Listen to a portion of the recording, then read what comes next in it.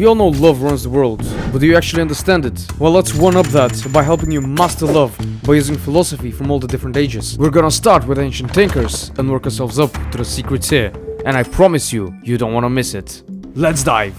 So Plato basically rejected the idea of soulmates. In his book The Symposium, he describes love as a ladder, starting as physical attraction, but leveling up into something much deeper. Step 1. You see someone hot. Cool. But according to Plato, that's just baby love. Step 2.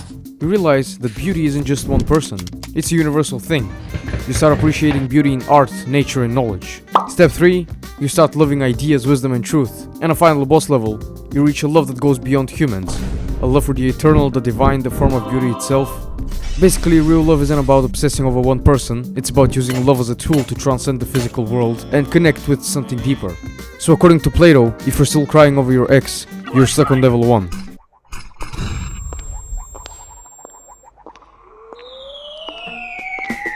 Plato's student Aristotle had a different take. While Plato thought love should help you find the divine truth, Aristotle was like, nah, love is about helping each other become better people. He said there are 3 kinds of relationships. Utility ones, which is basically most of the relationship nowadays. Pleasure-based ones, basically like the first one, but instead of getting money, you gain, and 3 virtuous relationships, the rarest and best kind. These are relationships where both people help each other grow morally and intellectually. Aristotle would say true love isn't about passion or obsession, it's about building something real together.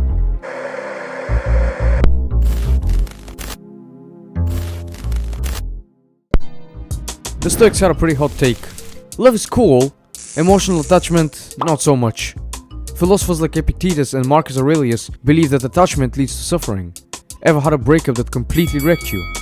Yeah, Stoics would say that's because you were too attached. They believe true love should be calm, rational, and free from neediness. You should love without expecting anything in return. The way if the person changes, leaves, or even dies, yikes, you're still at peace. Okay, now let's get into existentialism. According to Jean-Paul Sartre, love is often a power struggle. Here's why. When you're in love, you don't just want the other person, you want them to see you in a certain way. You want them to validate who you are. But guess what? They want the same thing from you. So relationships turn into this constant battle for control. Sartre called this the hell of love because we get trapped in other people's expectations.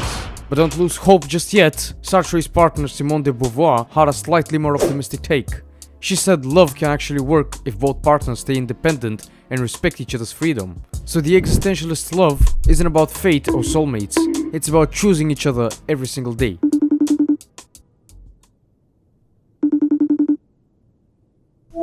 Okay, just hear me out, like women. If you've ever felt like love is one big scam, congratulations, you're not just a redditor, you're thinking like Arthur Schopenhauer. He wasn't here for the romantic fairy tales. To him, love wasn't about soulmates or meant-to-bes, it was your DNA running a shady business behind your back. In his essay, The Metaphysics of Love, he straight up says, you're not in love, you're being tricked by biology. When you fall for someone, your genes are secretly pulling the strings, trying to create the best possible offspring. That's why we are drawn to certain people. You're just a pawn in nature's Tinder. And here's where it gets dark. Once that biological job is done, all those cute little feelings, they start fading fast. That's why people go from I die for you to I can't believe I shared my Spotify account with this person. Schopenhauer is basically saying, love isn't real, your DNA just wants grandkids. Not harsh at all. And finally, for existentialists, we have Nietzsche. To him, most love was a trap. It turned people into needy, over-sacrificing, personality-losing zombies. And you've seen it before. Someone gets into a relationship, and suddenly they drop their goals, their friends, their whole identity, just to make the other person happy. Nietzsche, he hated that. Love in his eyes shouldn't weaken you. It should be like a personal trainer for your soul. The right kind of love should push you, challenge you, make you level up. If you're not becoming a better and stronger version of yourself in a relationship, then Nietzsche will probably tell you to cut that shit out. So love, but don't lose yourself in it. And finally, which we're all waiting for, the secret final tier. Buddhism takes a completely different approach. Instead of seeing love as a trap, Buddhism says love is about selflessness. The key idea, metta, or loving kindness. A type of love that's pure, unconditional, and free from ego. The problem? Most of us don't live like that. We get attached, and attachment leads to suffering.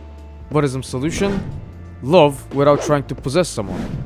Wish them happiness, but don't cling. Basically, love them, but don't text them 10 times when they don't reply.